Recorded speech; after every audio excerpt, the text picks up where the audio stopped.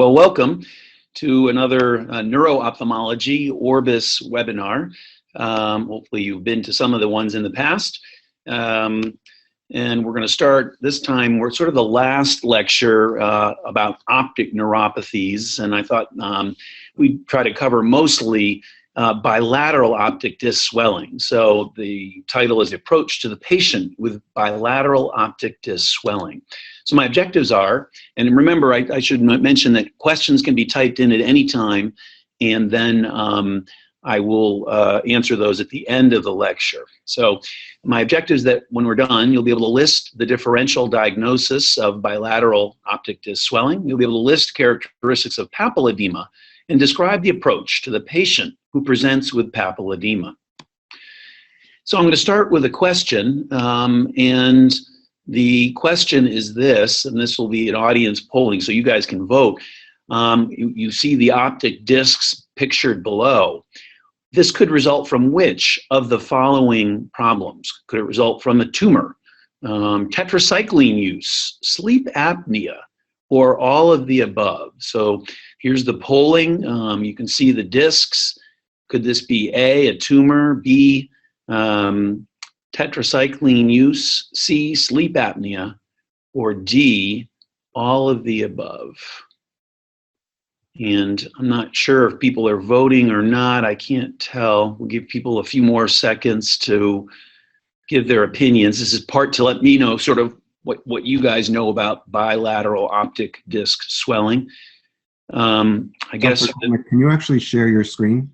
Oh, I'm not sharing my screen. No, not yet. Oh, I'm sorry. Hold on. Where is the, okay, here we go. Let's try again. So, is that working now? Yep, we can see it perfect, thanks. All right, I apologize. I thought I was sharing my screen. Let me, I don't think I need to go backwards. I just had the objective. So we're starting with this question. So sorry, now you can see my screen. And here's the question. The optic disc below can be caused by what? Which of the following? Tumor, A, tetracycline use, B, sleep apnea, which is C, or all of the above, which is D. And I can't tell if people are voting or not, but if they are, I think we have given them enough of a chance. Can we close the polling and let's see the results. And I can't see the results for some reason. Are they, thank you, there we go. So the majority of you, 2/3 about, said all of the above, and that's correct. Of course, a tumor could do this. Tetracycline use can cause increased intracranial pressure and bilateral optic disc swelling. Sleep apnea can actually do this as well. So that's probably less known, and that may be what fooled some of you who didn't pick all of the above. But sleep apnea has been reported now in a number of studies to be able to cause bilateral optic disc swelling from increased intracranial pressure. So we'll talk about these things, but I just wanted to get a feel for where you guys are. So we'll go ahead and get rid of that polling. Thank you very much. So here's a typical patient, that probably the most common sort of patient that I'm going to see where I am in terms of bilateral disc swelling. A young woman, she has headaches, she has intermittent blurred vision, she's gained a bunch of weight over the last 6 months. She has good central acuity. Her pupils are bristly reactive. There's no relative afferent pupillary defect. And everything looks normal except for her visual fields and her fundus. And here's her fundus appearance and her visual field. So you can see that she's got enlargement of the physiologic blind spots, and she's got bilateral optic disc swelling. So this is the most common scenario I'm going to see. And the question is, how do we manage this patient? So, of course, there's a differential diagnosis for bilateral optic disc swelling other than papilledema, and that includes all of these things. So, of course, anything that might cause unilateral optic disc swelling could potentially cause bilateral disc swelling. I think that's kind of unlikely, but you got to think about those things from time to time. Optic disc drusen, Bergmeister's papilla, myelinated nerve fiber layers can look like bilateral disc swelling. I'll show some examples. pseudopapilledema, a term I like to reserve for people who are born with small crowded discs. They look elevated. Sometimes they can look swollen. Labor, hereditary optic neuropathy, a mitochondrial DNA problem we discussed in a previous webinar, can cause what looks like mild disc swelling that's actually pseudo disc swelling. And then there are a number of toxins or medications that can cause or have been associated with disc swelling, including the list that I have put down for you here. And then finally, don't forget, if someone comes in with bilateral optic disc swelling, your first thought probably shouldn't be, oh my God, it's a tumor. The first thought should be, I hope they don't have super high blood pressure. And this is something that any ophthalmologist should be able to check in their clinic. So the first thing to check is their blood pressure, because once in a while you'll find someone in a hypertensive crisis who may not know it, and you might save their life by checking their blood pressure.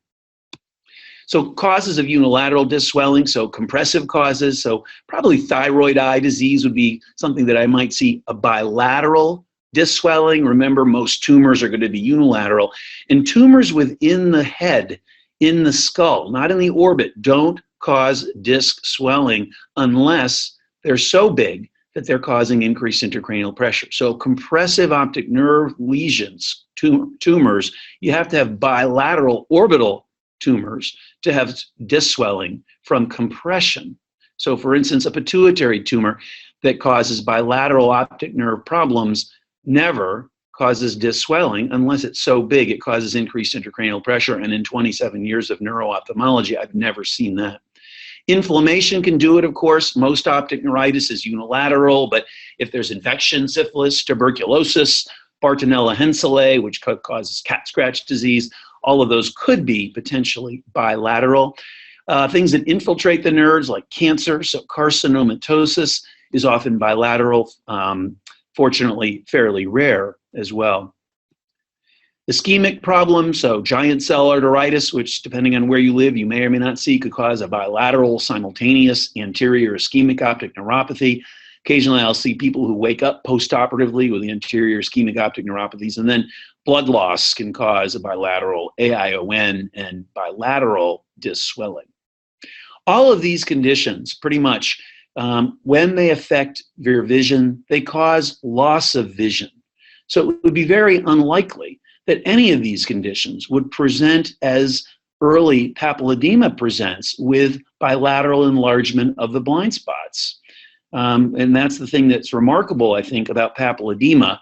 Papilledema causes usually very little loss of vision early on, yet the disc may be hugely swollen. So here's a bunch of different photos of born with types of problems. So you can see in the bottom left pair down here, hopefully you can see my pointer, we see Bergmeister's papilla, which is a remnant of the connective tissue that used to be supporting the hyaloid artery that runs from the disc to the back of the lens. So this just doesn't completely resorb. Once in a while, these people get sent to me with bilateral disc swelling. Optic disc drusen, which we see here, which is hopefully fairly obvious. You can see some more discrete calcified mucopolysaccharides in the nerve. Suspicious over here. Ultrasonography, B-scan can prove this. Over here, and I hope you're not seeing, I have the bar with cybersight over here. I'm going to move this out of our way. This is actually buried disc drusen. That nerve looks very suspicious for swelling. Actually, there were buried disc drusen. And then once in a while, I'll have someone refer to me with myelinated nerve fiber layers, like you're seeing in the upper two photos. This very, very pronounced myelination, and then something not as pronounced. The key with myelination is it should be pretty white looking. And if you look at the borders of the abnormality, you'll see this feathery appearance. And that feathery appearance is because the myelin goes further along some of the axons than others. So that can be a tip to myelinated nerve fibers. But these are all patients referred to me with bilateral disc swelling who all had born with type issues. And then pseudopapilledema. So this is a term, as I said, I reserve this or in the bottom right, bottom left two photographs, these are both patients who's had nerves that both nerves look like each of these. These are not the same patient. These are two different patients. You can see that the disc borders are blurry. There's some tortuosity of the blood vessels. There's no central cup. There may even be some elevation of the disc. They just were born with a small hole in the back of their eyes. They've got small, crowded nerves that look swollen. Now, in the upper right, I'm not entirely sure why I've got this photo. Maybe to remind me that some textbooks will refer to optic disc drusen as pseudopapilledema. I don't, if they're drusen, I call it drusen. I don't call it pseudopapilledema. This person had actually a very suspicious nerve with some concentric hemorrhage up here, what looks like disc swelling, and may actually be disc swelling, but they actually did have buried disc drusen, causing this appearance and causing some folds and little concentric folds in the retina, which we'll see more of in a moment. And then there are toxins and medications, methanol, ethylene glycol, which is in antifreeze, which is sold in some parts of the world. Some parts of the world don't use it. People try to kill themselves sometimes by drinking it. Tamoxifen has been reported, cisplatin. You can see this in an amiodarone optic neuropathy, and there is some data that the PDE5 inhibitors, Viagra, sildenafil, and others can cause disc swelling. So usually you'll get this in the history, and this is not going to be something that will be occult or something that you'll look at the medication lists, or the person tried to kill themselves or something, they got exposed to something, and so it'll be pretty obvious. And don't forget hypertension. Again, if you learn one thing, it is just check the blood pressure in anybody with bilateral disc swelling. Make sure they don't have they're not in a hypertensive crisis. So here's our second audience polling question. And the question is, papilledema is defined as bilateral optic, bilateral optic disc swelling. True, which would be A. False, which would be B, or I don't know, would be C. So papilledema is defined as, let me see if I can move that, defined as bilateral optic disc swelling. I'll give you a moment or two to decide.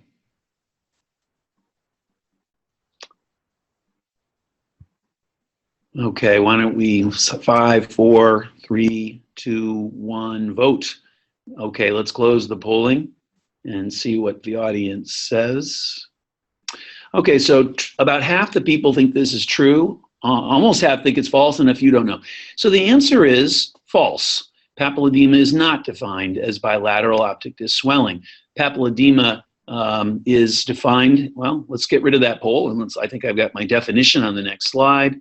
Papilledema is defined as disc swelling due to increased cerebrospinal fluid pressure.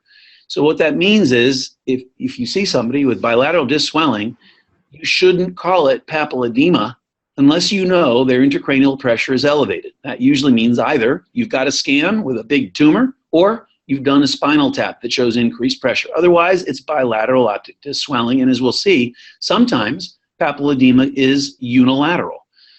So the definition is disc swelling due to increased cerebrospinal fluid pressure. Now, lots of older ophthalmologists will refer to anything with bilateral disc swelling as papilledema, and certainly almost any non-ophthalmologist will think of bilateral disc swelling, hopefully, if you use the term papilledema. But as a neuro-ophthalmologist, it really is not appropriate to call any bilateral optic disc swelling papilledema. So if you see someone and their blood pressure is 200 over 120, they probably don't have papilledema. And papilledema can take many forms. And certainly we see here sort of a spectrum of, on our far left, very mild disc swelling. The margins of the disc are blurred. There are no hemorrhage. There's no exudate. You get the sense perhaps in this two-dimensional view that there's slight elevation of the disc. Remember that elevation is not the same thing as swelling. But this disc is mildly swollen. Over in the to the next frame, you can see now it is at least a moderately swollen disc. There's obscuration of blood vessels as they're crossing the surface of the disc because there's swelling of each of these fibers, and that's what papilledema is about, axonal swelling. There's maybe a little hemorrhage, or maybe this is just a blood vessel up in here, and then a very, very swollen nerve where you can't even see disc margins, exudate, hemorrhages, and so on. And then what you don't want to see, which is sort of this post-papilledema optic atrophy. So in patients who are losing nerve axons, ultimately, if it's not treated and they've lost all of their axons, well, guess what? The nerve can't swell anymore, right? That's what's swollen, the axons. If you have no axons, or if you have almost no axons, the nerve cannot swell. There's nothing there to swell. So you don't want to see this scenario on the far right, and watching somebody with papilledema and have it, quote unquote, improve. Hopefully it's actually getting better, not just because you're losing axons. So here's some examples of different ways that papilledema might look. Sometimes there's a lot of hemorrhage. You can't even see where the disc head is in the bottom left photo. And then you may even see some pre-retinal hemorrhages. This is fairly unusual, but certainly it can be seen. So you can see almost any sort of disc swelling with papilledema. And I don't think you can look at a nerve that is affected by papilledema, increased intracranial pressure, and then look at another nerve, say, that's swollen from optic neuritis or swollen from anterior ischemic optic neuropathy, and necessarily differentiate it simply on the basis of the optic disc appearance. And so here's those concentric lines that we showed earlier in this patient with disc swelling, and you can see these, hopefully see these concentric little lines. These are known as Peyton's lines, named after David Peyton. And what these lines are due to is, as a disc swells, and it doesn't have to be swelling from papilledema, although I think that's when I most commonly see it. As a disc swells, it enlarges and it pushes the retina aside. So here's that same disc, and here, this is not the same disc, the histopathology, but you can see here is the retina being thrown into these folds. And that's what causes these that's what is these Peyton's lines. You see these folds. Now, as the swelling goes away, that retina usually flattens back out. But this is why you have a big blind spot. It's not optic nerve damage in any way. It's simply mechanical. The reason you have a physiologic blind spot is that there's no retina that overlies the optic disc. Well, if the disc is swollen and it pushes the normal retina aside, guess what? You have an enlarged blind spot. So this is not damage to the nerve. It's simply a mechanical thing. This is a video that's not the best clarity, perhaps, but the best I can do, videotaping spontaneous venous pulsations. So if you look hopefully where my arrow is, you can see that vein, and that's the best place to look as the central retinal vein, either the superior or inferior hemiretinal vein, crosses the optic disc. And if you can see those pulsations, you can be somewhat reassured that the nerve is not affected by increased intracranial pressure. Now, there have been a couple of reports of people with spontaneous venous pulsations, so I'm not sure that it's an absolute. I usually do look for spontaneous venous pulsations. Now, the problem is that if you don't see spontaneous venous pulsation, that doesn't mean much, because a percentage of people just don't have them. If you do see them, it's reassuring. If you don't, it doesn't mean the nerve is swollen. So those are spontaneous venous pulsations. What about unilateral papilledema, or even no papilledema? Can you have that if you know the cerebrospinal fluid pressure is increased? And here's a pair of optic discs, and you might argue that this right disc, could it be mildly swollen? And you know, who knows? Maybe there's a little blurring of the disc margin right here, but obviously there's clear swelling of this left optic disc. You can see some Peyton's lines right up here. You can see some hemorrhage. Obviously, there's obscuration of the blood vessels. So clearly, at minimum, this is very, very asymmetric disc swelling. And this is a patient with known increased intracranial pressure who happens to have virtually unilateral papilledema. I definitely also see people who are sent to me by neurology who come in with headaches. They have an MRI, normal, they do a spinal tap, and they find high pressure. I see the patient that same week, no papilledema. So not everybody with increased intracranial pressure develops papilledema. And we're not really sure why that is for certain. I think one possibility is this. If we look at this well, it's just a cross-section of the optic nerve, and you can see that all these little trabeculations between the arachnoid and the optic disc, you can imagine that in some patients, there may be just a lot of these trabeculations. Maybe that prevents transmission of cerebral spinal fluid pressure to the back of the globe, because we think you do need the pressure transmitted to behind the back of the globe itself. So perhaps in patients with no papilledema, they just have very exuberant trabeculations, and perhaps in people with unilateral papilledema, it's asymmetrically, they have asymmetric trabeculations in the optic nerve. This is not a proven fact, but one possibility perhaps as to why we might see somebody with known increased intracranial pressure who does not develop papilledema. Now, I will say that if you don't develop papilledema, you are not at risk for damaging your optic nerve. There's a couple of case reports out there in the world's literature that suggest that it can happen. I would say that one of those case reports is actually from me and published many, many years ago in a patient who had a history of increased intracranial pressure, treated, did well, and then had recurrence of disc swelling in one eye. And we published that as a case of, I'm sorry, had recurrence of disc swelling, had recurrence of, or had occurrence of an optic neuropathy in one eye with slightly elevated intracranial pressure on spinal tap. And in fact, ultimately was diagnosed with multiple sclerosis in addition. And we think now that that case report, which is still out there, probably it was due to optic neuritis in a patient who had two different conditions. The other thing you can see when the intracranial pressure is increased is sixth nerve palsy. And you can see here that this patient has a marked deficit in right abduction. In this case, increased intracranial pressure was causing this. It doesn't have to be that striking. Here's another patient with, and I'm going to try to play this, there we go, with a very mild, with double vision, but a very mild abduction deficit when he looks to the left here.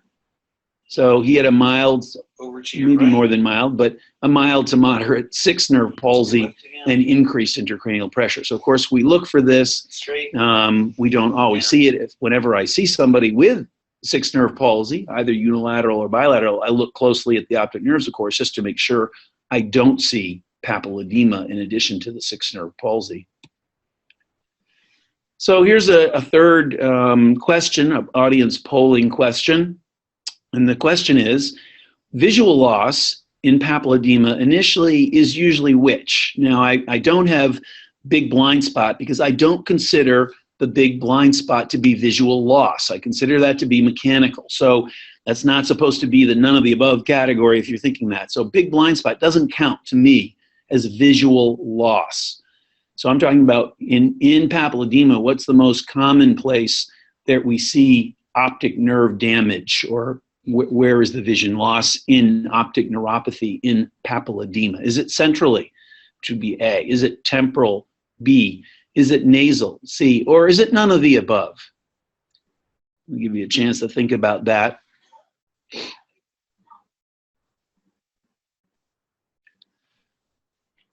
All right, I'm going to give you 5 more seconds. So 5, 4, 3, 2, 1. Let's see what the audience says. Okay, so I have a kind of a mixed bag. So I've got about a third of people actually that say none of the above.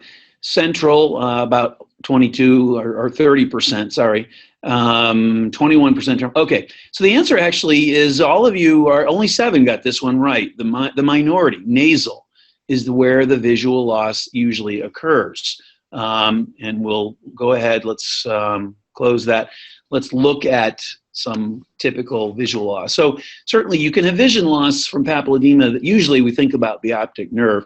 You can have vision loss from retinal problems. Usually this is due to leakage of fluid and exudate into the macula. So if I see someone with a pretty good looking visual field, but their acuity is down, and they're thought to have papilledema, they almost always have fluid in the retina. You do not lose central vision early in papilledema from optic nerve damage. You lose it because there's fluid in the macula.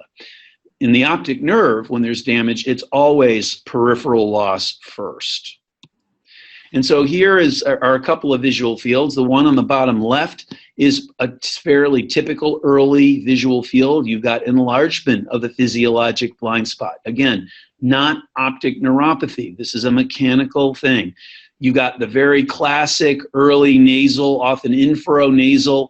This person has a little supero and infranasal field loss. By far the most common early visual field finding in visual field finding of optic neuropathy in papilledema. Unfortunately, then what can happen is in more extreme cases, in this field on the bottom right, this person is also 20/20 or 6/6 with good central acuity, but like glaucoma, it tends to affect peripheral vision. So you can get this kind of non-specific looking constriction of the visual fields.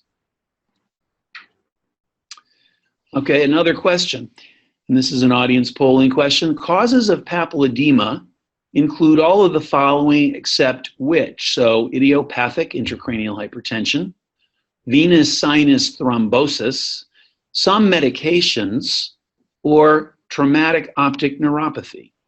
So causes of papilledema, all of the following except which of these? IIH, or idiopathic, this is formerly known as pseudotumor cerebri. So A is, if you're not familiar with this term, you should be. We're trying to get rid of the term pseudotumor. It's got the word tumor in it. And then venous sinus thrombosis, some medications, or traumatic optic neuropathy. All right, 5, 4, 3, 2, 1. Let's close the poll. And all right, so good. So the majority of you got this one right. So traumatic optic neuropathy is usually a contusion of one optic nerve. Usually there is no optic disc swelling. Now, if there's damage to the nerve behind the globe, you can see that. Of course, if there's some sort of damage that causes increased intracranial pressure, we probably wouldn't call it traumatic optic neuropathy. So all three of these things, A, B, and C, can cause increased intracranial pressure. So causes of papilledema, of course, we all worry about tumors that are large enough to cause increased intracranial pressure, venous sinus thrombosis, which causes increased intracranial pressure by increasing the venous sinus pressure. CSF drains through the venous sinuses. So if the pressure goes up in the venous sinus, then it goes up in the CSF. Medications like tetracycline and its derivative minocycline, which is used quite a bit in the United States for treating acne in teenagers. Vitamin A toxicity, also used in the United States for teenager acne. Lithium has been reported. And then there's some question medications. I consider these all questions without really great proof. Birth control pills, amiodarone isn't really papilledema, that's something else, it's amiodarone optic neuropathy. So I have questions about all of these. I don't think those are necessarily true. Sleep apnea, as we mentioned, polycystic ovary syndrome has been reported, and then microcystic anemia has been reported. So let's look at, of course, if you got a giant tumor like this, you can imagine that that might increase intracranial pressure. This person might have a compressive optic neuropathy too. Here's a patient with an MRV, magnetic resonance venography, showing absence of signal in the superior sagittal sinus in a patient with venous sinus thrombosis. Venous sinus thrombosis has a number of possible risk factors for this. It can just be spontaneous. Of course, if there's a coagulopathy, just a tumor elsewhere might make you hypercoagulable. Septic shock, Behçet's disease, cancer anywhere in the body, systemic lupus erythematosus, lupus can do it. Pregnancy can make you hypercoagulable. Sarcoid has been associated with this. So there are lots of things that might cause venous sinus thrombosis. You can see here this extremely narrowed transverse venous sinus in a patient with papilledema from venous sinus thrombosis. Medications, as I mentioned already, The cyclines are by far the most common reason that I see medication-induced papilledema. I don't really call this idiopathic intracranial hypertension because it's not idiopathic in my opinion. It's due to the medications. I think of the list that I have the question mark, probably the maybe the most controversial would be the birth control pills. If you really look at that evidence, it's not great. So here's a patient to illustrate the sleep apnea issue. This is a young guy that I saw some years ago now. 25-year-old overweight gentleman, worked in construction, and whenever he bent over and stood up, he had transient visual obscurations, a little blurry vision. He had a lumboperitoneal shunt for many years because of a problem when he was born. And in fact, his mom was a nurse who worked for a neurosurgeon. And he's had recent imaging studies because there's a question about whether his shunt is working. And he's had 3 lumbar punctures, spinal taps, with normal pressure. And so he got to me after all this because his mom works for this neurosurgeon, and he had what looked like classic bilateral papilledema, despite having these low normal intracranial pressure. So normal intracranial pressure is up to 20. There's sort of a gray zone, 20 to 25. Over 25, certainly elevated. And so I said, gee, this really looks like papilledema. You don't have any significant loss of vision. The blind spots on the field are slightly enlarged. You're having these transient visual obscurations. I really think this is papilledema. Maybe you're only having increased intracranial pressure some time and part of the day, enough of the day to cause the papilledema. I said, the only way to know that is to admit you to the intensive care unit and put an intracranial bolt in. Whenever I talk about that to patients, which is not often, they always say, oh, forget that. And his mom said, sure, let's do it. So a couple of weeks later, the neurosurgeon called me. He said, yeah, we admitted this guy. We put him in the ICU. We put in the intracranial bolt to measure his pressure for 24 hours. His pressure's, 12, 16, 15. Then he went to sleep. When he went to sleep, his pressures were in the mid-40s. And he had sleep apnea. And we fixed his problem by treating his sleep apnea. And we've subsequently published a couple papers, and there are more than this out in the literature. These are just the ones that I was involved with. Polycystic ovaries also been reported. This is a condition where the women's menstrual cycle is off. They have hyperandrogenism, infertility, insulin resistance. They're almost always overweight. And the question is, well, they're just overweight women who might be in that same age range for idiopathic intracranial hypertension, which is true.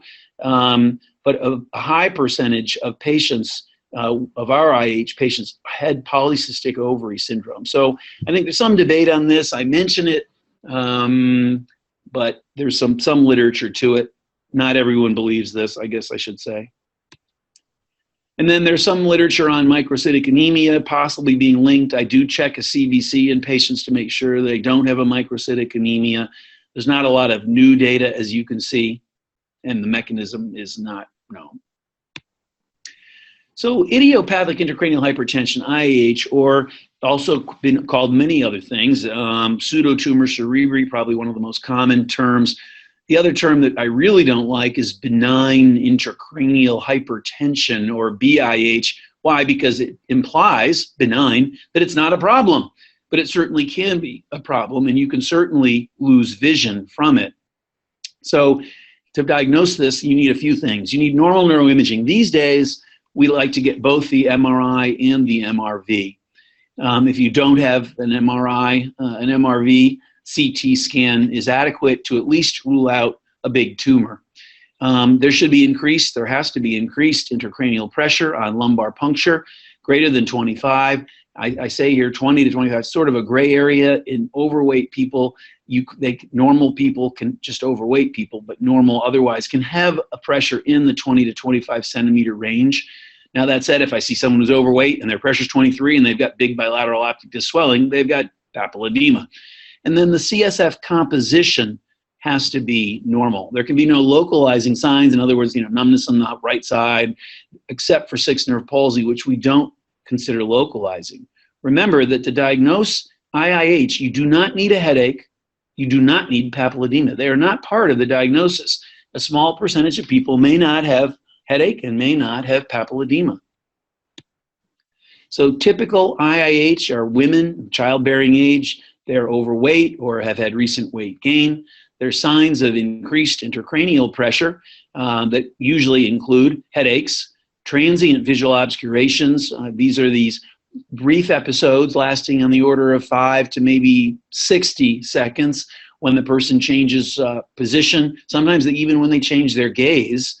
Sometimes I'll see people who wake up when they wake up every morning, their vision's blurry in both eyes till they sit up on the side of the bed or stand up, wait a minute or so, and the vision clears up. Pulsatile tinnitus occurs in about 60% of people, so certainly frequently enough that when I see somebody with bilateral dyswelling, I ask, do you hear this sort of a whoosh, whoosh, whoosh noise? It's not specific to IIH, but if I see someone who looks like they have papilledema, it's probably related to IIH. Of course, we look for dyswelling, papilledema, which is what this talk's about. Sixth nerve palsy, as I mentioned, can be unilateral or bilateral. And then visual loss, which most often is optic nerve, can be retina if there's enough dyswelling to cause leakage of fluid or exudate into the macula. Usually it has about a 2-year course. It can definitely last longer than this. Most of my patients, it's in that kind of ballpark range, but not all. And it can be sneaky, the visual loss. So you can have people who present with a visual field on the left that we saw earlier with just the big blind spot. They may be totally asymptomatic with that type of field. And then as it progresses, they become symptomatic with peripheral vision problems and then ultimately lose vision entirely. If the person's not that observant, they may damage quite a bit of their optic nerve. And in this visual field here, just to the left, or to the right of center, you can see this person's 20/20 and didn't come in with visual symptoms until this point. And then, of course, they can present thinking they just need glasses as they're going blind. You also have to be careful because there have been at least one report of non-organic vision loss. Non-organic meaning the patient has a headache, they're just not good at the test, and you see this generally constricted field. So it can be tough to know if a field like this one, left of center, is a real constriction, or is this just a person can't do the test very well? Because this is very non-specific. I see people with no loss of vision who do the test, and they look like this. I give them a pep talk, and they get better. So you got to be real careful basing your treatment decisions on the visual fields, and that can be a challenge. So beware non-organic loss of vision. Always repeat a visual field test if you're about to make a treatment decision based on that field. And if the loss is asymmetric, there may be a relative afferent pupillary, there will be a relative afferent pupillary defect, as you can see in this person who has a right relative afferent pupillary defect, which you'll see as you swing the light from eye to eye. There it is. And the reason I'm bringing this up is that sometimes my residents will say, oh, you know, they've got papilledema and some vision loss, but you know, there's no relative afferent pupillary defect. Well, remember, visual loss in papilledema is often bilateral and often fairly symmetric. So, of course, there will not be a relative afferent pupillary defect if the loss of vision is symmetric, right? If you damage each optic nerve about the same, there won't be a relative afferent pupillary defect. What are the red flags? Red flags, I'm not sure if that's a term that's used around the world or not, so meaning warning, you're about to make a diagnosis of idiopathic intracranial hypertension. If you see any of the following, you should take caution. If the patient is a male, men rarely get idiopathic intracranial hypertension. There's some articles in the literature that suggest that it could be as often as 1 in 9 patients. There is no way that's true. Those articles are from before our current knowledge. I'll bet you it's maybe 1 in 50 at most. So if any man I see, I'm going to think about other possibilities, like what? Like sleep apnea, of course, tumors and so on, but venous sinus thrombosis. But if it's a man, I don't care, overweight, I'm going to really think twice before making that diagnosis. If they're over age 49, people usually don't get IIH. Women don't get IIH in that age range. And if they're a woman who has it and they go through menopause, they shouldn't have it anymore. So this is not a lifelong condition. And if you're trying to make a diagnosis of IIH in someone who's 50 or over, take caution. If the person has normal body weight, people with normal body weight don't get IIH. You got to think again, what medicines are they on? Do they have sleep apnea? Do they have a venous sinus thrombosis? What else is going on? Be extremely hesitant to make a diagnosis of IIH in any of these conditions, any of these situations. What's the treatment? Well, of course, lower the spinal fluid pressure. That's the treatment.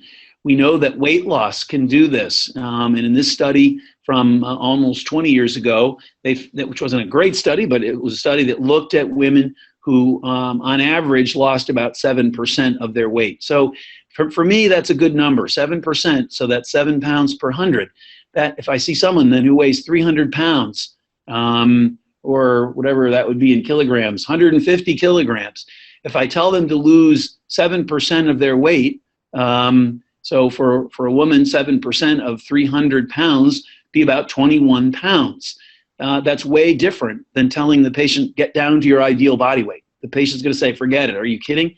But if I tell them to lose 21 pounds, or if it's 150 kilograms, I tell them to lose 8 kilograms, they say, oh, well, that might be possible. And I have patients who do. And once they do lose that amount of weight, they realize, hey, I can lose weight. And then they lose 100 pounds or, 50 kilograms, and they cure themselves. So weight loss is I always discuss weight loss with the patients. Medications can lower the pressure. Acetazolamide is certainly still my go-to first-line medicine. Topamax, or topiramate, I guess I should call it, topiramate and furosemide. Sorry for not having the generics here.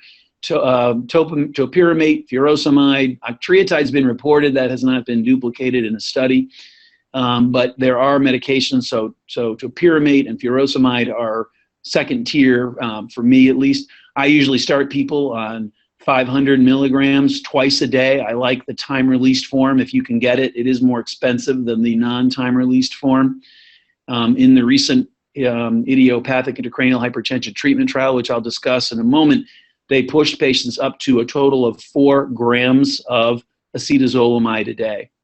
And then there are a variety of surgical treatments for IIH. I won't go into great detail in any of these, but there are CSF or cerebrospinal fluid diversions like shunts, so ventriculoperitoneal, lumboperitoneal shunts. There's optic nerve sheath fenestration. There's venous sinus stenting, which I'll mention in a moment. That's relatively new treatment. And then bariatric surgery, which simply is weight loss surgery, which I don't usually discuss too much. If patients bring it up to me, I certainly am willing to write them a letter saying that they have a condition that weight loss can cure. So I mentioned the idiopathic intracranial hypertension treatment trial, or the IIHTT. This was relatively recently completed. This was a prospective randomized trial of weight loss versus weight loss plus acetazolamide. And to get into the study, you had to have, of course, meet the diagnostic criteria, which we've discussed, but you could not have severe or moderate to severe vision loss. So you had to have between a mean deviation between -2 and -7 decibels. So this is a representative visual field, as you'll see. By far the most common early type of field defect that we see in idiopathic intracranial hypertension. This is the kind of field defect you had to have, with a mean deviation in the -2 to -7 range. They enrolled 165 patients. As you can see, only 4 were men, so about 1 in 40. All of the patients were obese. This was published in JAMA Neurology in 2014. There's the reference. And what they found, to make a long story short, they used a low sodium diet in both groups, but then one group got a placebo and one group got acetazolamide. Again, it was pushed in that group up to 4 grams per day. And what their report, the bottom line, their primary outcome of this study was looking at improvement in visual field test. And I mean, they also looked at grade, papilledema grade, but as I often tell my patients, I care what your nerves look like, but I really care how they work. And how they work is the visual field. So what they found in the test, and they reported that patients on acetazolamide plus diet did better than diet alone. And here's the data. So if you know about automated visual fields, and you know about mean deviations, what they found was that both groups had an average mean deviation of -3.53 at the start of the treatment trial. The group who got the diet and the acetazolamide had improvement to a mean deviation of minus 2.10 versus the group who only got diet, who improved to minus 2.82. And they found this difference, 0.72, to be statistically significant. Now, anyone who does these visual field tests know that a difference in mean deviation of minus 0.72 is a trivial difference that you could easily, I mean, you could do the test yourself every day this week, and believe me, you're going to probably find more than a 0.72 dB difference. So although this is statistically significantly different, I don't believe this is clinically significant in any way. They did say that in patients who, when they looked at their grade of papilledema, that maybe the people with worse papilledema did better than it did better if they got the Diamox and diet. So that's the results of the IIHTT. The other thing I wanted to just mention that's newer is the venous sinus stenting. So there's an interesting literature on this. Back some years ago, there were patients reported who had narrowing of their venous sinuses, not thought to be thrombotic, just narrowing. And the question was, is this the chicken or the egg? Is the venous sinus narrow because there's increased intracranial pressure in the fluid that's pushing on the venous sinus and narrowing it, or is this narrowing of the venous sinus causing increased intracranial pressure? And indeed, the answer is probably it could be both. So there are patients reported who are found to have narrowing of the venous sinus. They get a spinal tap, they lower the pressure, and then they repeat the MRV, and they find that the venous sinus narrowing is gone. And so in those patients, it probably is increased spinal fluid pressure causing narrowing. But there are also patients where it doesn't go away. And if you do an angiogram and you put your catheter across that narrowing, you can measure a gradient in the pressure. And if you can measure a gradient in the pressure and you can put a stent in there, you can actually cure the venous sinus pressure and the increased intracranial pressure. So in this review article, I quote here, they looked at 143 patients from a number of studies and reported high rates of success, technical success, and improvement in conditions. So this is not a first-line treatment of IIH, in my opinion. I would not consider this, like I would not consider other surgical interventions in most patients until they fail medical therapy, and we'll talk about that in a moment. So the treatment, as we talked about, weight loss, I always recommend that. I start people on Diamox or acetazolamide, 1 gram a day, increase as needed. I reserve surgery for times when there is severe headache, perhaps, or moderate or severe vision loss at presentation. I reserve optic nerve sheath fenestration for patients with moderate or rapid vision loss without severe headaches.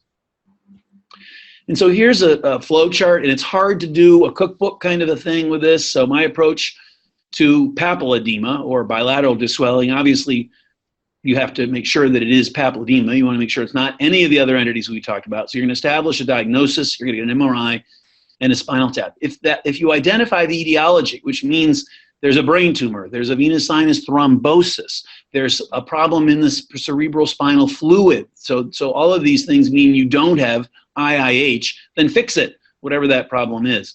However, if you don't identify an etiology, now you have a patient with, by definition, idiopathic intracranial hypertension.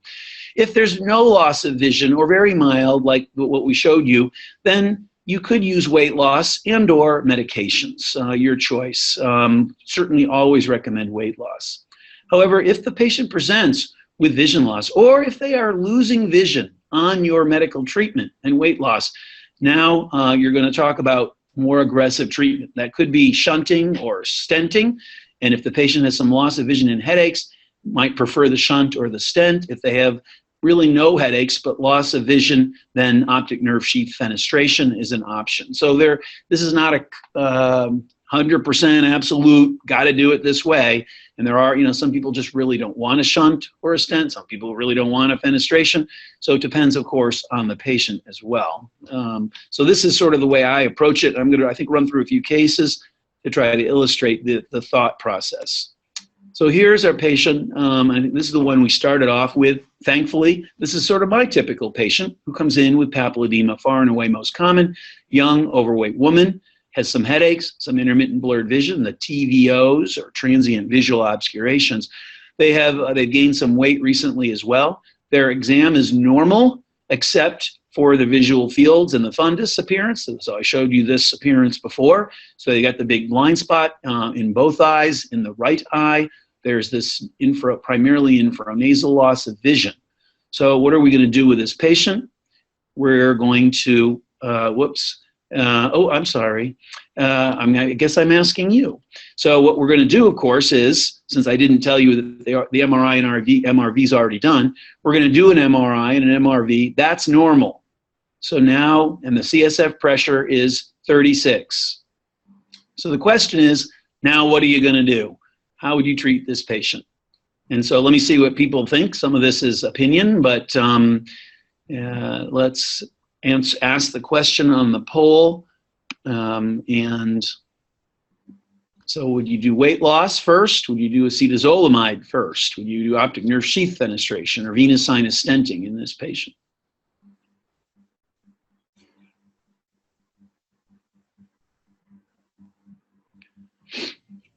All right, I'm going to give you 5, 4, 3, 2, 1. Let's stop the poll and see what people say.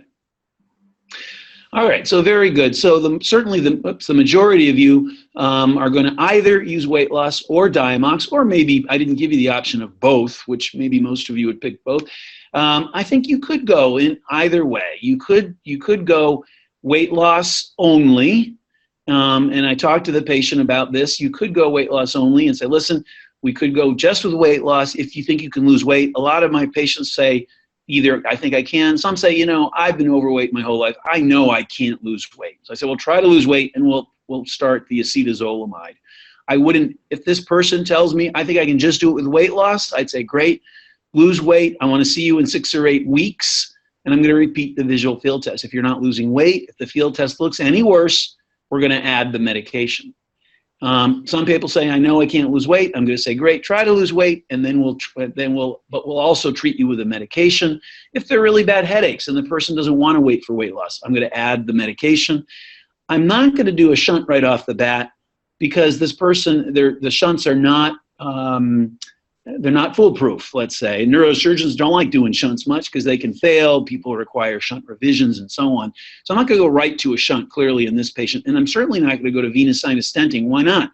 The MRV was normal. There is no narrowing of the venous sinus. So the one thing for sure you're not going to do, for sure, is venous sinus stenting. And I'm not going to do nerve sheath fenestration or shunting because this person has not failed medical management at this point and does not have severe vision loss. All right. So the patient had a normal MRI MRV. The pressure was elevated at 430 millimeters or 43 centimeters. The composition was normal. We've made a diagnosis of IIH, recommend weight loss, discuss Diamox, papilledema and headache resolve over the next few months, and we follow the patient. I only repeat the visual field tests as long as there's papilledema. I usually will treat the patient if they're being treated with Diamox or acetazolamide for at least a year before I start to try to get rid of it. Okay, another patient. 52-year-old man has headaches, notes tinnitus, memory difficulties. The MRI is normal. He's obese. He's on no medicines. He has a similar sort of visual field. He's 20/20 OU. He's got no APD. His visual fields show big blind spots. He's got bilateral disc swelling. And the question is, where do we go from here? I don't think I'm going to ask the audience, but it looks like papilledema. He's got bilateral disc swelling. We've got some big red flags, right? For IIH, he's a man. He's over 50, so I'm not thinking IIH. So he got an MRV because he only had an MRI to begin with, so we added the MRV. That was normal. He had a spinal tap. In the morning, his pressure was 29 centimeters. His spinal fluid was normal. And so we did a sleep study. He was a snorer, and he had lots of apneic episodes. In fact, the sleep study doctor called me and said, "You saved his life." And I said, "Wow, I don't get to do that often." And we treated him with continuous positive airway pressure, or CPAP, and he improved over time. The third case is a 22-year-old woman who has headaches. She's already had an MRI, but she's not overweight. She's not on any medications, and she has what looks like bilateral optic disc swelling. So the red flag here is that she is thin. She's not overweight. And so we're thinking strongly this is not going to be IIH. And so in her case, she hasn't had an MRV yet, just the MRI. So clearly we're going to get the MRV. And in her case, she had venous sinus thrombosis, as I remember. Yes. All right, last case. Whoops. Another 22-year-old woman who's overweight. She's on no medicines. She has headaches. She already had an MRI. She's 20/50 and 20/80, so she's got decreased vision. So this is not my usual patient. She's got bilateral disc swelling, no relative afferent pupillary defect, and her visual fields look like this. So this is someone who probably has chronic papilledema, has lost a lot of their vision, and they're now beginning to lose their central vision. That's what's brought them in for exam. So fortunately, this is not a common scenario. So we need to establish that she does have increased intracranial pressure. She already had the MRI. You could do the MRV. In her case, we just went right to the spinal tap, showing high pressure, and then she underwent optic nerve sheath fenestration because of presenting with really bad optic neuropathy right off the bat. So we didn't waste time trying to lower her pressure with medication or weight loss. We went right for optic nerve sheath fenestration. So that's what I have to say about, and I don't have a summary slide, I'm sorry, I should, about bilateral disc swelling. Remember, not all bilateral disc swelling is papilledema. You've got to consider the other entities that we talked about. Sometimes it can be just born with small optic discs. Sometimes it can be buried optic disc drusen. Maybe it's one of the unilateral things that presents bilaterally simultaneously for some reason. So you got to first make sure that it is papilledema, meaning bilateral disc swelling due to increased intracranial pressure. Once you're sure of that, once you're pretty sure that you've ruled out the other things, then of course you want to get in the U.S. at least, we're getting MRI, MRV to make sure that there's no tumor or venous sinus thrombosis. If you don't have that ability, then hopefully at least a CT scan. And then you're going to treat, as we've talked about, if you identify a cause of the increased intracranial pressure, treat it. If you don't and you think the person has IIH, then you've got weight loss, medications, and the various surgical procedures that we talked about. Okay, so I am going to answer questions. If you have other questions, feel free to type them in at any time. I'll answer the first question, was actually sent in before we even started, which is, I have 2 young patients with bilateral disc swelling secondary to renal failure and arterial hypertension. My question, how long should I follow them as an ophthalmologist? So that's a good question. I guess, most of the patients I see, and I don't see a lot, fortunately, who have disc swelling from hypertension. Of course, you have to fix the hypertension. Hopefully their hypertension is fixed, but once the hypertension is fixed, the swelling should go away. I think so I have not had a patient who had chronic disc swelling, chronically elevated hypertension, systemic hypertension, that they couldn't fix. If I did, I would probably follow them, wonder why they couldn't fix it, but I would probably follow them on a gradually decreasing frequency with visual fields to make sure they're not losing vision. The problem is, I'm not sure what I would do if they were, other than fixing the underlying arterial hypertension. Okay, please explain about the Foster-Kennedy syndrome. So the Foster-Kennedy syndrome is where you see a patient and one optic nerve is swollen and one optic nerve is pale. And the Foster-Kennedy syndrome, a true Foster-Kennedy syndrome, is due to an intracranial tumor that initially is probably causing just compression of one optic nerve. So that optic nerve is damaged, it becomes atrophic, and eventually that tumor gets big enough intracranially that it causes increased intracranial pressure. So you see papilledema in the swollen contralateral nerves. That's a true Foster-Kennedy syndrome. That's very rare these days, a true Foster-Kennedy syndrome, very rare, because of imaging studies. The most common reason you see a pseudo Foster-Kennedy syndrome, pseudo, is sequential NAION, non-arteritic anterior ischemic optic neuropathy. So if someone has a NAION in one eye and their disc swells and then becomes atrophic, and then, as you know, hopefully, 15% of people go on to develop an NAION in the other eye, they'll present at that time with what looks like a Foster-Kennedy syndrome. It is not a true Foster-Kennedy syndrome. It is a pseudo Foster-Kennedy syndrome. Okay. If a papilledema patient was controlled with acetazolamide, how would I wean her off it? So typically what I do, and a lot of my patients will start them on the acetazolamide. I see them usually in fairly short order, just to make sure nothing's funny going on. They're not rapidly losing vision. So I see them usually in the 6 to 8 week ballpark. Hopefully they're doing better. I don't expect the papilledema to be gone necessarily in 6 or 8 weeks. And I say, great, your visual field is stable or improving. We'll see you in 2 more months. I do expect, hopefully, the papilledema to be gone at that 4-month sort of check. If it's not, we talk about increasing the Diamox. If it is gone, I say, great, you're doing well, keep losing weight, stay on the medicine. We'll see you in 3 or 4 months. In 3 or 4 months, if you're doing great, we'll consider decreasing your Diamox dose. So if the person's on 500 twice a day, usually what I ask them when they're doing well, and they've been doing well for at least a few months, my question is, hey, do you ever miss a dose of the Diamox or acetazolamide? Usually, if people are honest, they'll say, yeah, once in a while. And I'll say, what happens? And if they say, you know, I don't even notice I missed it, then I say, well, we could try stopping or decreasing your dose to 1 a day instead of 2 a day. Sometimes we do that, the patient calls me in a week and says, the symptoms are coming back. I say, okay, it's too soon. We'll try again in 4 months.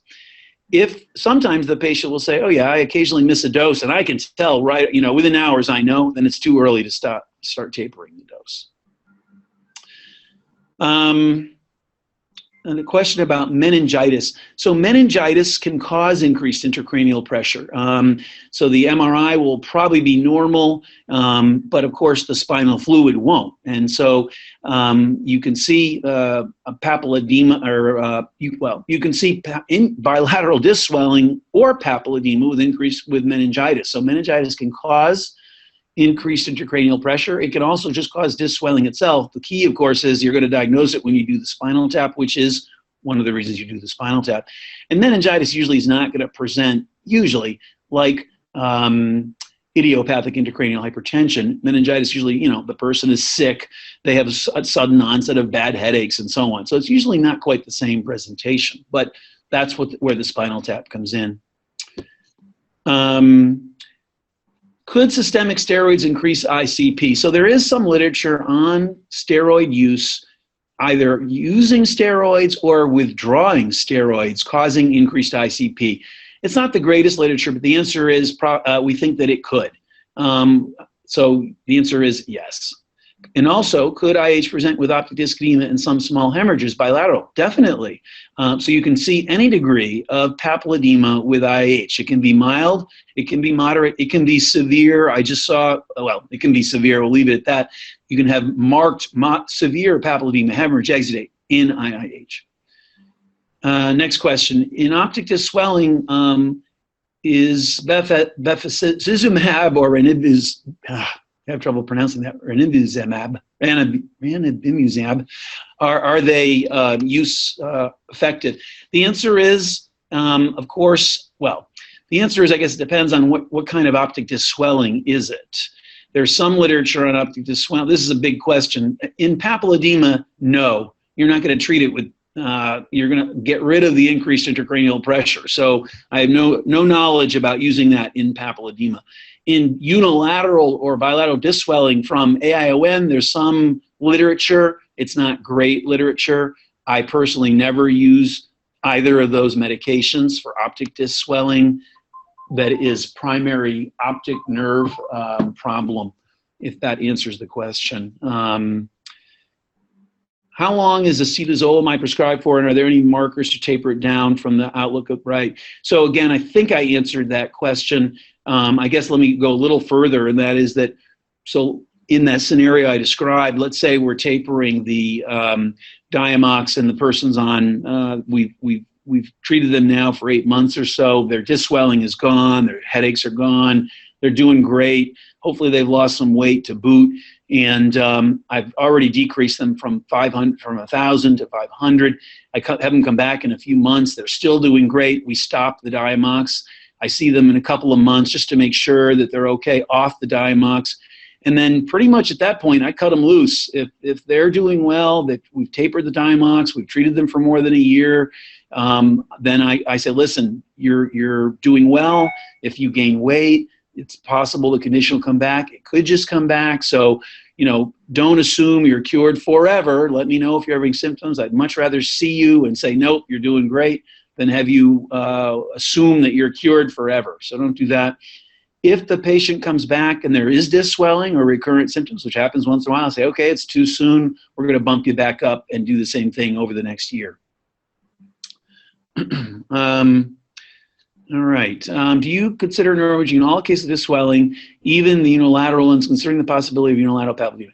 No, I don't consider it in all cases, although when you think about the causes of unilateral disc swelling, certainly a lot of them you're going to image.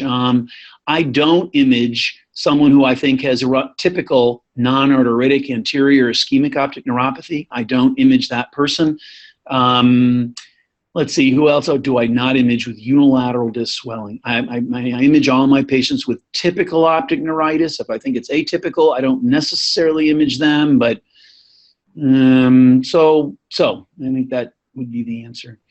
Is there a place to follow patients with IH on treatment with MRI, MRV? None whatsoever. I never repeat imaging. I think the only reason I might repeat imaging in someone who I think is IH is if they're being treated and we're having trouble controlling them with medicine.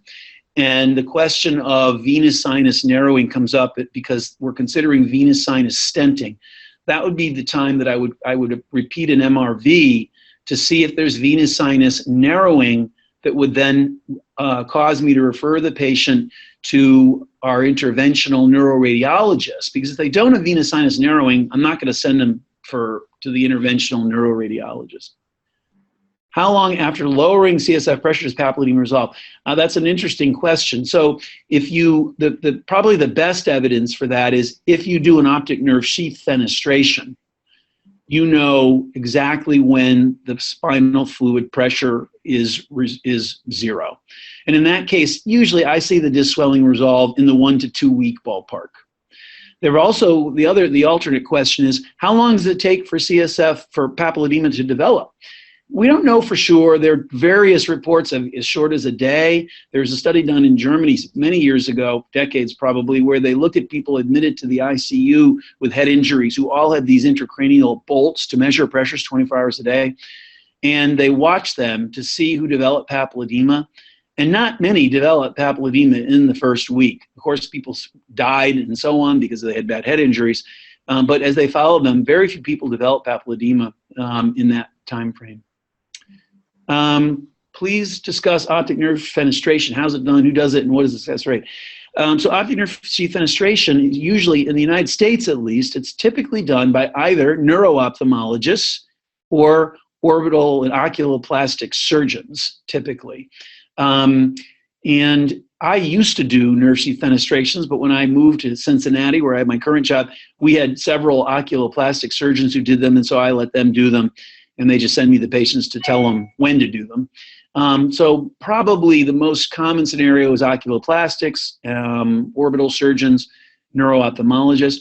You basically do them, you can either approach laterally or temporal approach or a medial approach, and you just get back behind the globe and grab the nerve sheath with forceps and cut a little hole in the nerve sheath, and you see this initial gush of CSF and know that you've done it, and that's it. For those of us who do not routinely have access to spinal taps, can we make the diagnosis of IH only with a CT scan? So that's really tough. There are findings you can look for on the CT scan, and I didn't really go over those. The problem is the findings on neuroimaging, and the findings are mostly described on MRI, but the findings on MRI you might see on CT, and the findings are flattening of the back of the globe. So there's a little flattening of the globe in the back, at the disc, because there's a distended optic nerve sheath that puts a little pressure on the back of the globe. So that's one finding. What's called generous, end quote, quote unquote, generous fluid in the nerve sheath, but of course you're supposed to have fluid in the nerve sheaths. And then partially empty sella are the findings that have been reported. The problem is that all of the findings you might see in a normal individual.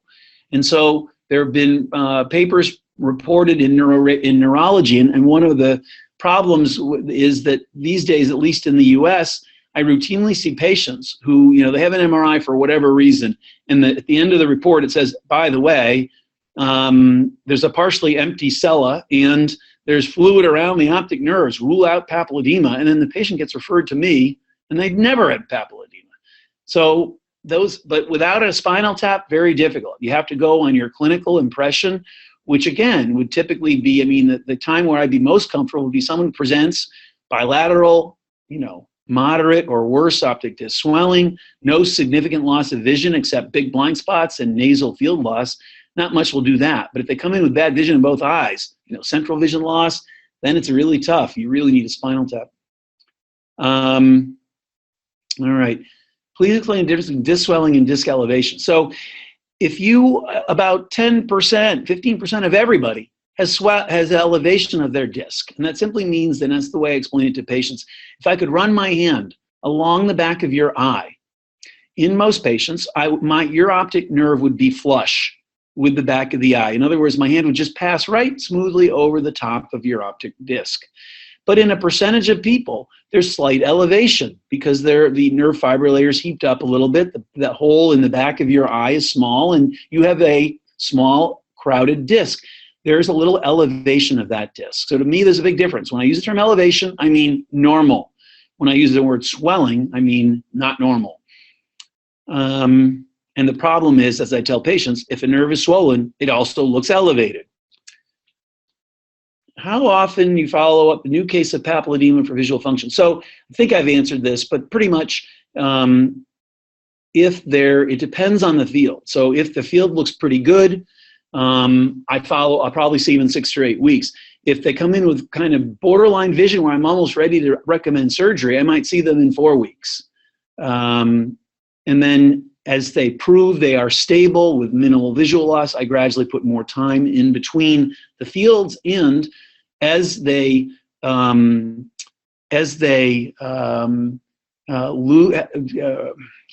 the papilledema, once the papilledema is resolved, I don't repeat them. How often you follow up new case of papilledema? I think I just answered that. What would you do with a 20-year-old female patient with pseudotumor ribri since 3 years? So I assume that means that has occurred for the last 3 years. No little 8 less, topiramate, Diamox not tolerate, opening pressure fluctuating. Well, I think that depends. If the person it depends on their visual fields. So if they're not having a lot of headaches, and their fields look pretty good, despite the papilledema, I think you could follow them, but you're probably going to be following them for a long time. If there's any progression on their visual field test, or bad headaches, then I'm going to think about surgical options. And the surgical options would include shunting. I probably, depending on the headaches, I may or may not recommend fenestration. But if their vision's getting worse, I would consider fenestration. I consider shunting. And if their MRV shows venous sinus narrowing, I'd consider venous sinus stenting, all of the above. Duration of action of acetazolamide is about 6 hours. Is it enough to give it twice daily? So the answer is no. I see patients frequently who are started on the non-time released form of this twice a day. And I tell the patient, listen, you're getting it, your blood level goes up, and then 6 hours later it goes down, and then 6 hours you got nothing. So you need to use it 4 times a day, or I use it 4 times a day if It's the non-time released form, the non-time released. If it's a time release form, which I prefer, but it's more expensive, then you can do it twice a day. And it's a lot easier for the patient, of course, because everyone knows that if you tell someone to take a medicine 4 times a day, they're probably not going to. The patient doesn't tolerate Diamox, dizziness, bad kidney function, etc. Can't lose weight in early stage OIH. What is your next step? Topiramate, furosemide, and then if none of that works and their vision's worsening or they're bad headaches, then the surgical alternatives that we discussed. What is the role of steroids in the treatment of optic disc swelling? Well, in the treatment of papilledema, there is no role of steroids. That's old literature that suggests maybe. I think the only time I've ever used steroids in papilledema is in someone who presents with terrible vision, and they're going to be getting surgery and lowering their pressure in the very near future, but they come in, legally blind recently, and I might use some IV steroids while we're getting them ready for surgery. I don't think there's good evidence for that, but in terms of general papilledema, there is no role. In terms of steroids for just optic disc swelling in general, that's a whole nother lecture because we'd have to include things like optic neuritis, and I believe there's a recorded previous webinar that covers that topic, which I think was optic neuropathy part 1. What blood test do you routinely do workup for bilateral disc swelling that you don't think is papilledema? All right, so bilateral disc swelling. So that's, first of all, that's a fairly rare scenario for me. Bilateral disc swelling that I don't think is papilledema is pretty unusual because it's going to be either something they're born with, in which case I don't get any blood tests. It's going to, some of the things we mentioned, it could be if they're worried they have bilateral simultaneous presentation of a condition that's often unilateral. For instance, giant cell arteritis presents with sudden bilateral vision loss. I'm going to check CBC, a sedimentation rate, a C-reactive protein. If it's atypical optic neuritis, then I'm probably going to check a neuromyelitis optica antibody. So I'm going to, in my world, I'm going to check for sarcoidosis with the angiotensin converting enzyme. If you live in an area of tuberculosis, you're going to check for that. Syphilis, you're going to check for that. Any other infectious etiologies, depending on where you live in the world, check for those things. Trying to think of what else. I guess those would be the main things I can think of. All right, if I see a child with presumed pseudopapilledema, those borderline cases, right, which are really common, where there's some elevation, but not really necessarily swelling, and the person can't do visual fields. So those are tough because especially if the kid is too young to do visual fields, which is really, the most important test to ascertain the vision because of what we've talked about, that it can be sneaky and be peripheral only. How often should I follow this appearance and any other tips to manage? So clearly you're going to want, if you haven't, you're going to do a B scan. Hopefully you have a B scan ultrasound to rule out buried optic disc drusen, which would be a very common other possibility. But if you have the B scan and the nerves just look funny, you don't have visual fields, that is a tough situation. I mean, I definitely have kids in that age range where they get the imaging, it's normal, and again, depending on how suspicious I am, they get a spinal tap. And as long as, of course, the spinal tap is normal, then it's pseudopapilledema. But in those, there are scenarios, and probably once or twice a year, I have a patient where I just can't tell. And they get an LP, and everything's normal, MRI, MRV, everything's normal. I say, you got pseudopapilledema. And I mean, I've got some real outliers where I would look at those nerves and say, boy, these are darn suspicious. What about management of Diamox dependence? How long can it be continued? Forever. I mean, I don't, as we've discussed already, and you've probably heard my answers. So, but I've had people who've been on Diamox for a decade or longer. How long after lowering of CSF pressure is papillary dissolve? I think we covered that one. Sir, how frequent visual fields be done in a follow-up case? Again, it depends on the vision. If they're doing well, I gradually put more time in between it. I think I covered that. Another, how frequent, same thing. Is there a risk of hypoperfusion after optic nerve fenestration? So the main risk of optic nerve sheath fenestration isn't hypoperfusion afterward. It's that there have been some reports of central retinal artery occlusion. And again, we think this is pretty rare, and especially with improved surgical techniques. But in the past, you had to like pull on the eye to get that nerve, and the pressure on the globe during surgery. The people woke up with worse vision and at a CRAO. I think that that's pretty unusual these days. I have not had that happen in any patients, at least with my surgeons, in the last 10 years. But we don't think that the nerve sheath fenestration has some other long-term risk to the optic nerve. What is the success rate? Well, the success rate is hopefully 100% for getting rid of the papilledema. It's certainly not 100% for reversing and allowing full recovery of vision. It depends on where you start. So if the patient already has, an atrophic nerve and visual loss for a long period of time, the main goal of the fenestration is to prevent further loss of vision. The second goal is hopefully to have some improvement in the vision. What is the critical time period to avoid permanent vision loss in papilledema? The problem is it's extremely variable. So most people with idiopathic intracranial hypertension, which is by far the most, I have hundreds of patients with this condition. Most people, it takes a long time. But there are those occasional patients who seem to have what's been called in the literature malignant pseudotumor cerebri, where over a month they get worse. That's why when I first see them, if they have pretty good vision, I want to see them in the fairly near future after establishing a diagnosis, as I said, 6 to 8 weeks. And I tell them, if you think your vision's worsening in the meantime, let me know. Don't just wait the 6 or 8 weeks, can come back. Spinal tap itself in IEH is actually therapeutic. And almost never is it actually therapeutic. The person with high pressure will have resolution of their headache on the table when they do the LP. Your spinal fluid turns over twice a day. So typically by the next day, symptoms will be back. Now, if you have a low pressure headache and a spinal fluid leak, that's another story. But it's almost never therapeutic. On rare occasions, it is therapeutic. I never recommend repeat lumbar punctures. It's a very old and, in my opinion, barbaric treatment, hopefully not being done any longer. What would you do with a patient who's referred with long-standing papilledema and very poor vision? Lower the pressure. So if I see someone with long-standing papilledema and they come in their first visit, their hand motion or count fingers, they're 2,200, 660 or worse, even in constricted visual fields, even worse, even not that bad. Or I would recommend surgical intervention, probably optic nerve sheath fenestration. How do we manage a patient with bilateral disc swelling due to acute mountain sickness? Oh, that's interesting. I've never seen that.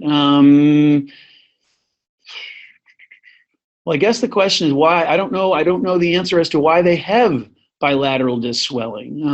If it's because they have increased intracranial pressure, then I would lower their pressure. And of course, I know that acetazolamide is used for altitude sickness. I would use it that way, but I would use, and I assume if they have acute mountain sickness that it would get better. You I'm sure have more experience than I, that it would get better fairly rapidly after they come down from elevation. But it would depend. I think if they had terrible vision on presentation, I would consider being aggressive with, again, provided it's due to increased intracranial pressure, I would think of surgical options. If it's mild, then I would think of medical options. If it's going to go away shortly because altitude bilateral disc swelling goes away rapidly, I just don't know the answer. How long can we give acetazolamide? There's no time limit. Thank you for the lecture. Good. Will the lecture be uploaded? Yes, it should be. The recorded lecture should be uploaded on the CyberSite website. How long do you follow a patient up with papilledema? I think we've discussed that. Again, it depends on, is there papilledema? I follow up with patients who have persistent papilledema. I follow them till it's gone. Have you had any experience with treating optic disc drusen with field defects with Diamox? No, I wouldn't do it. I can't think of any reason.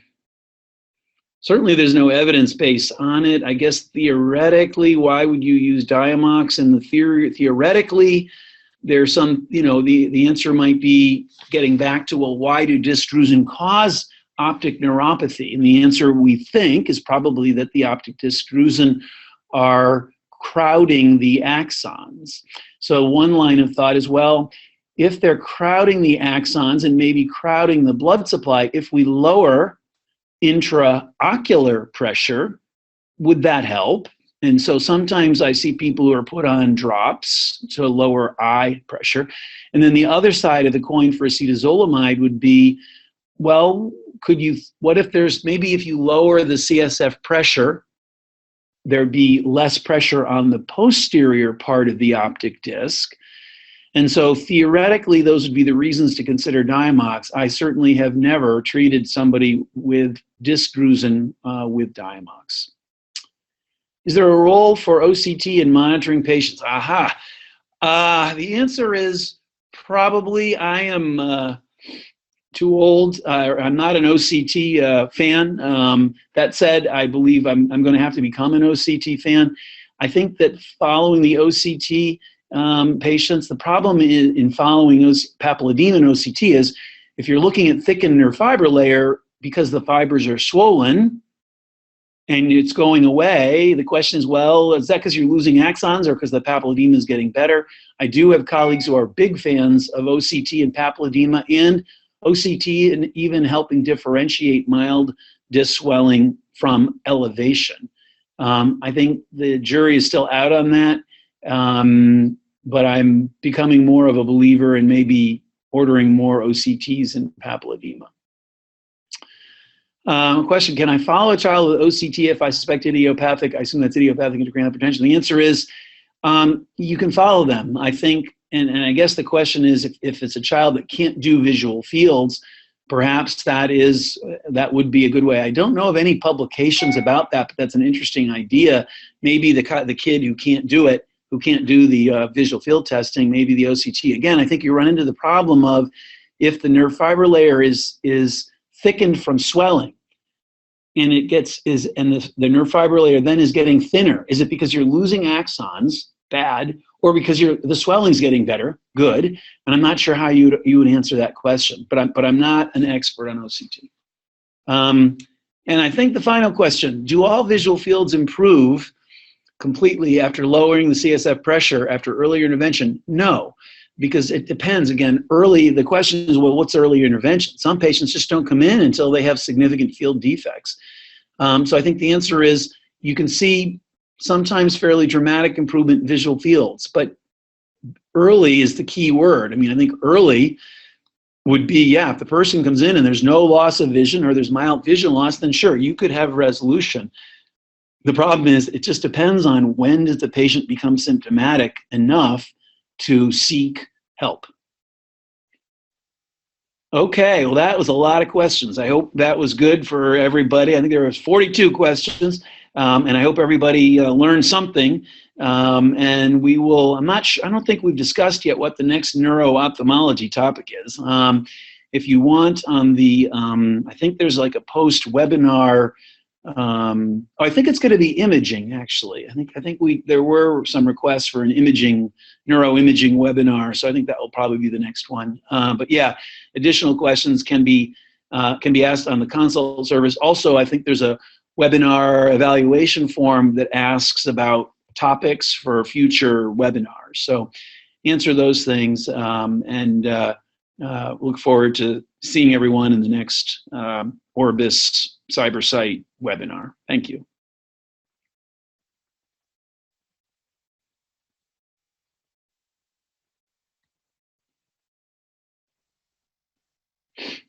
Try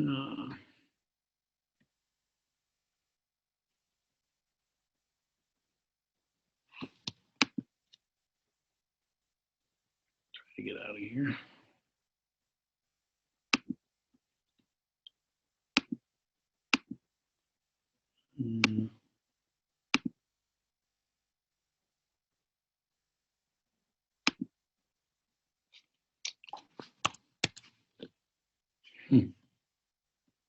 How do I get out of this?